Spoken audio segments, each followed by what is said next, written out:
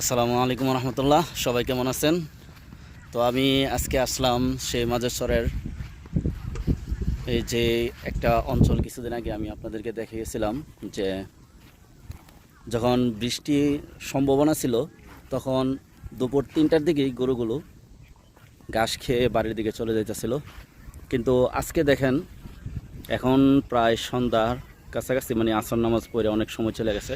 দেখেন গরুগুলো আজকে মাত্র এতক্ষণে বাড়িতে আসার জন্য রওনা দিছে। এই যে আমি আপনাদেরকে জুম করে দেখাইতেছি।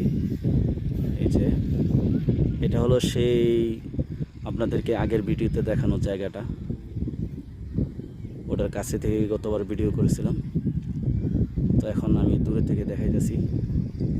আর এটা হলো সেই বালুর চর, যেখান থেকে গরুগুলো ঘাস খেয়ে এখন বাড়ির দিকে ফিরে যাইতেছে। তো ওই দিন আকাশের আবহাওয়া খারাপ থাকায় দুপুর 3টার দিকেই গরুগুলো নিজ ইচ্ছায় আস্তে আস্তে বাড়ির দিকে চলে গেছিলো। কিন্তু আজকে দেখেন বিকাল 5:30 বাজে, মাত্র এতক্ষণে গরুগুলো রওনা দিতেছে। তো চলুন আরও কাছে যাই এবং আপনাদেরকে দেখাই। জায়গাটা অনেক সুন্দর।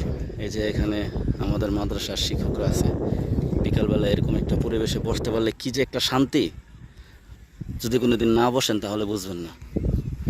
আমি প্রায় এখানে বসি, কিন্তু আমার যেহেতু বাড়িতে চলে যেতে হয় তাই এখানে প্রতিদিন বসার সুযোগ পাই না। আগে যে সময় মাদ্রাসায় থাকতাম আবাসিকভাবে, ওই সময় এখানে এসে বসতাম, আড্ডা দিতাম, খুবই ভালো লাগতো। এই যে দেখেন গরুগুলো আসতেছে, দেখাই।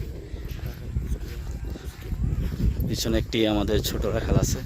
এই যে দেখেন গরুগুলো কত সভ্য, কাছে নিলেও গুতা দেয় না, কোনো দড়ি নেই, বান্দা নাই। পাশে যে ছোট খালটা দেখতেছেন, কিছুদিন পরে এটা ডুবে যাবে, এখানে পানি আসবে, তখন নৌকা দিয়ে আমরা সেই মাঝেরচর মাদ্রাসা, এই যে বিল্ডিংটা, ওইখানে চলে যাব নৌকা দিয়ে। তখন আর হাঁটতে হবে না। হাঁটার মধ্যেও কিন্তু একটা ভালো একটা পরিবেশ আছে, ভালো একটা ফিল পাওয়া যায়। এরকম একটা পরিবেশে হাঁটাটাও একটা ভাগ্যের ব্যাপার। এই যে দেখেন গরুগুলো, কোনো মালিক নেই, সবাই যার যার বাড়ি চলে যাচ্ছে, সবাই তার বাড়ি চিনে।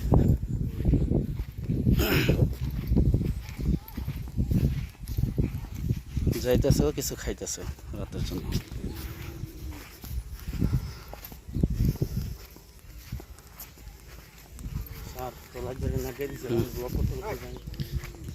আচ্ছা ঠিক আছে। এই যে সামনে একটা সিনারি, সেই একটা সিনারি, অসাধারণ। বিকেলে সূর্য ডুববে, কিছুক্ষণের মধ্যে সূর্য ডুবে যাবে।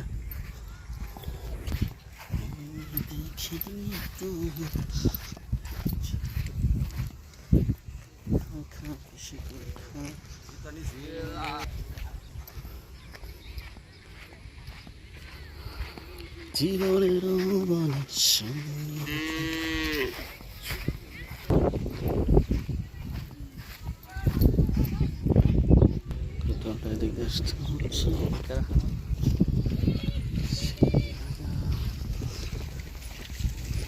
আমার বাংলাদেশ হয়ে যাবে আফগান, ভেবে থাকো যদি ভুল হবে।